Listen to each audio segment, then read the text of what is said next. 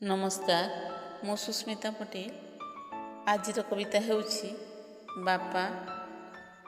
सबु बापा मानक समर्पित मोर ये कविता। बापा धू धू बोझर बैशाखी झांझीरे अंटा पिठीर मौन जंत्रणा हेले भी चूँ करिवार समय बा कहीं जे आखिरे परस्त परस्त स्वप्न केबेठू घर तोलिलाणी मो खनेई हेबा दिनठू आउ बा स्थान कहीं जे देखा इच्छार सुसुकारी निज पाई जानी शुणी इच्छा सब मरा जाए। इच्छा मृत्यु तो एक बाहाना मात्र।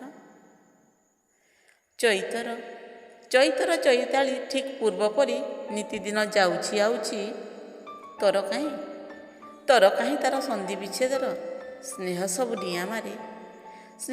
डिया मारे विवशतार नईरे आउ नई फिंगी दिए स्वप्नटी को सत करी मो दुआर मुहरे आउ मु गोटेइबारे फुल व्यस्त तांकु अणदेखा करी मु बुझिबाकु नाराज तागिद परे तागिद कहीं ना हक मोर तांको दायित्व।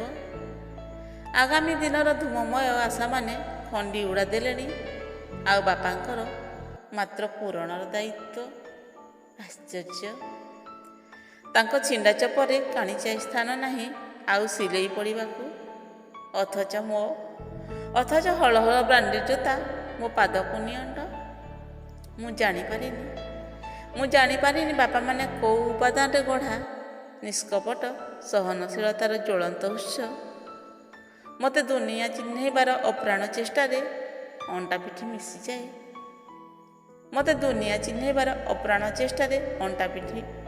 जाए। आज दुनिया चिन्हिछि सत हेले मु भूली जाइछि से भी रक्त मांसधारी एक